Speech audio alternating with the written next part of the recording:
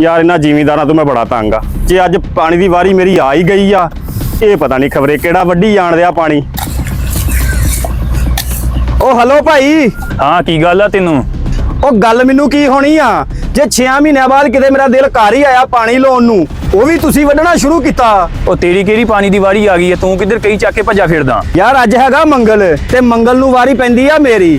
ਮੈਂ ਪਿਛਲੇ ਮੰਗਲ ਵੀ ਵਾਰੀ ਨਹੀਂ ਲਈ ਹੈਗੀ। ਜੇ ਅੱਜ ਮੇਰਾ ਦਿਲ ਕਰ ਹੀ ਆਇਆ, ਮੈਂ ਔਖਾ ਸੌਖਾ ਘਰੋਂ ਉੱਠ ਕੇ ਆ ਹੀ ਗਿਆ ਪਾਣੀ ਲਾਉਣ ਨੂੰ। ਯਾਰ ਤੁਸੀਂ ਛੱਡ ਕੇ ਤੇ ਆਪਣਾ ਪਾਣੀ ਭਰੀ ਜਾਂਦੇ। ਯਾਰ ਕੋ ਖੁਦਾ ਦਾ ਖੌਫ ਕਰਿਆ ਕਰੋ। ਜੇ ਬੰਦੇ ਦੀ ਵਾਰੀ ਹੁੰਦੀ ਉਹਨੂੰ ਵਾਰੀ ਦਿਆ ਕਰੋ। ਅੱਜ ਹੋਵੇ ਮੰਗਲ ਭਾਵੇਂ ਹੋਵੇ ਤਵਾਰ, ਜਿਹੜੀ ਵਾਰੀ ਤੂੰ ਲੱਭਦਾ ਫਿਰਦਾ ਨਾ ਉਹ ਜਾ ਕੇ ਆਪਣੀ ਲੱਭ। ਇਹ ਵਾਰੀ ਬੂੜੀ ਨਾਲ ਕੋਈ ਫਰਕ ਨਹੀਂ ਪੈਂਦਾ। ਅੱਗੇ ਯਾਰ 1.5 ਮਹੀਨਾ ਇੰਡੀਆ ਨੇ ਪਾਣੀ ਬੰਦ ਕਰਕੇ ਰੱਖਿਆ ਤੇ ਨਹਿਰ ਬੰਦ ਸੀਗੀ ਤੇ ਪਾਣੀ ਨਹੀਂ ਸਾਨੂੰ ਲੱਭਾ। ਪਾਣੀ ਜੇ ਹੁਣ ਆਉਣ ਹੀ ਲੱਗਾ ਵਾ, 2 ਕਿੱਲੇ ਮੇਰੇ ਭਰ ਲੈਣ ਦਿਆ ਕਰੋ ਯਾਰ, ਐਡੀ ਖੇਚਲ ਨਾ ਕਰਿਆ ਕਰੋ। ਕਿਹੜੀ ਨਹਿਰ ਦਾ ਪਾਣੀ ਲੱਭਣ ਡਿਆ ਤੂੰ ਸਦਾਈ ਹੋ ਗਿਆ ਵਾ। ਮੈਂ ਤਾਂ ਆਪਣਾ ਬੋਰ ਚਲਾਇਆ ਵਾ, ਦੇਖ।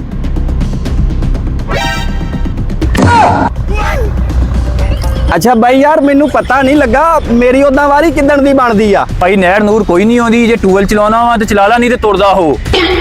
ਹਾਂ ਠੀਕ ਆ ਭਾਈ, ਮੈਨੂੰ ਪਤਾ ਲੱਗ ਗਿਆ ਯਾਰ, ਮੈਂ ਗਲਤ ਟਾਈਮ ਤੇ ਆਇਆ ਵਾ ਤੇ ਠੀਕ ਆ ਫਿਰ, ਅੱਲਾ ਰੱਖੇ ਖੈਰ।